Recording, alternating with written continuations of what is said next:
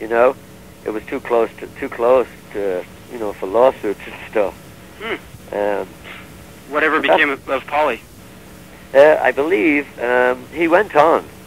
I know he went on living out in California. He lived in a beautiful condominium. He had a powder blue Rolls Royce and a cream-colored Mercedes sports car.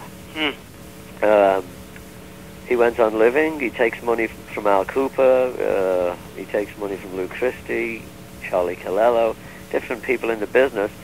You mean he manages them? Yeah, I'm not sure if he still does now, but I believe he got very ill. He had open heart surgery and all that stuff. And I believe he's now pretty much a crippled old man down in Florida. But I'm sure he still lives with his Rolls Royces and all that stuff. Wow. You know. That's amazing. I mean, that's just a tragic tale. Well, that's about the size of it. As far as Pete goes, Tommy's story is quite a different one. You know, see, he got out of all of that stuff, and was in fact receiving considerable sums of money for all of his life. Tommy, he never was because of contracts. We did contracts before we made it. You know, I mean, before we had successful records, where we all shared on all the different kinds of income that a band makes. We all had certain percentages of everybody else's money. No, when the band broke up, these agreements were still in force. Tommy, all the years of his life, received 100% of the money, when in fact that money should have been put into the group kitty and divided up, the way all of Mike's money was for years, and the way all of mine was, and the way all of Pete's was. I'm not quite sure I follow you. How does that work out, though? I mean, you mean it goes straight into his pocket, whereas your stuff was funneled? Well, yeah, when the group broke up and when Badfinger Enterprises was disbanded, they no longer collected the things like ASCAP royalties and stuff now. So ASCAP royalties are paid direct to the writer. Well, in the situation with the group Badfinger, the writer was contractually only due, I think, 40% or 45% of his song royalties. I think it was 40%. The other 60% was divided between the other four people, 15% each. Do you get that? So the writer always got the lion's share, but everybody got a little piece. I see. Yeah. Now, when the office wasn't being run anymore, the money was no longer divided up. So for years, Tommy received all his money. I think towards the end of his life, Tommy started to worry about this because he knew that, like, when we did the Warner Brothers albums, for instance, I wrote over half of the songs for the Warner Brothers records. Which will be a lot of fun.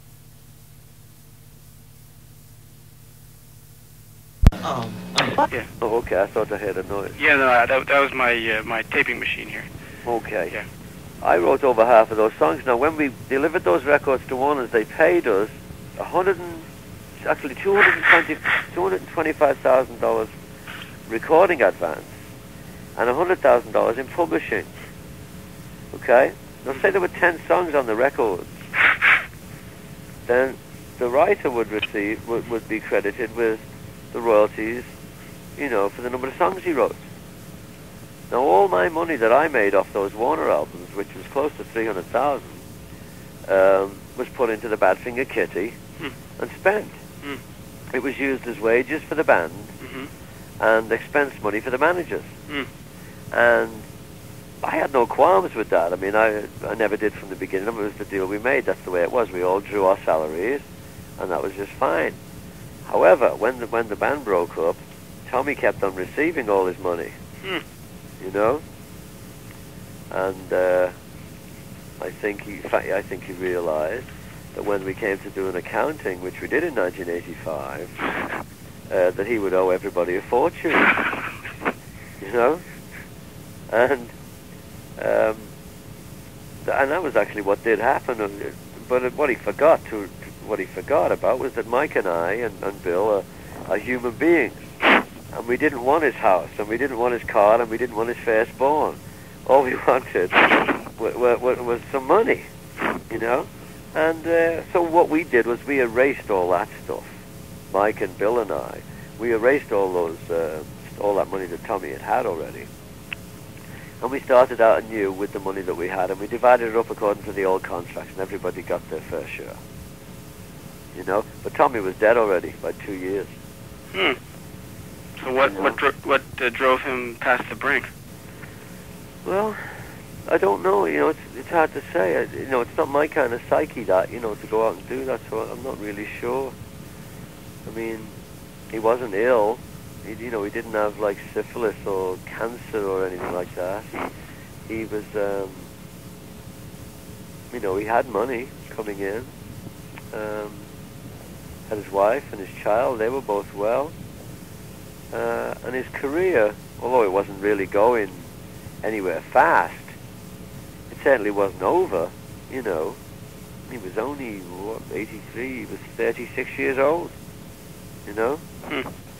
36 or 37 years old when he died. He was still a relatively young man. And, you know, I'm talking about an income of around $25,000, $35,000 a year. You know, that's not too shabby, you know. He didn't have a lot to pay out. I don't think so. So I really don't know, and you know, I'm still in touch with his wife, Marianne, and you know, and we still keep in touch and stuff. I've never broached it with her, and she's never volunteered anything why she thought he would do it. Everybody, I don't know. I really don't know why he did it. He called me the night he did it. He didn't sound depressed at all. He didn't sound drunk. He didn't sound, you know, any kind of, you know, stoned or anything, you know. He sounded very normal. He was a little worried about the lawsuits, you know, the Apple money and everything. He wanted to get that sorted out. I tell you what, I was working at that time. I was doing my solo record in Ohio.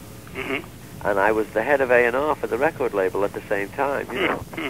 And the record label, the president of the label, authorized me to offer Tommy a record deal, the same as the one I'd signed with them. It wasn't a great record deal, but it was a deal where I was allowed to make a record and pay for all the studio time and all the musicians and pick the tunes and arrange them and produce it myself. So I thought it was fine, you know. But Tommy didn't think it was a good enough deal for him, so he turned it down. So, you know, that would give you an idea of, you know, where he was at, really, as far as he must have had money if he could turn down a deal. Yeah. You know, he wasn't broke or anything like that. His house wasn't up for mortgage. You know, I don't think he had great tax debts or anything like that. I really don't know why he did it. To this day, I don't know. And mostly because it's not in my mind to do anything like that. I don't think I'll ever understand it. There was kind of a strange question here about how, you know, since you had two members in the band commit suicide, do you sense your own mortality a little bit more? Does it kind of hit close to home when something like that happens? No, it doesn't. It's kind of my belief in life increases. You know, it's frustrating and that makes me angry to see, you know, that those people did that. You know, it makes me. I was very angry when Peter did it because I just didn't see the sense in it. I didn't see what it achieved. You know, I don't see what it does. But no, it doesn't. It doesn't make me, you know, my sense of mortality or anything like that. I feel, you know, I don't think it changes anything in me, other than it makes me angry at the particular person who did it. You know. Yeah. But, I mean, life's a real precious thing to me. A very, very precious thing. There are only certain circumstances I can imagine where I would give it up. You know, willingly. There are only certain things, you know. Yeah. It's a very precious thing, and I don't like those people for doing that. It didn't make me feel good. I don't feel sorry for them. I have no compassion for them. I'd have more compassion if they would have crawled on their hands and knees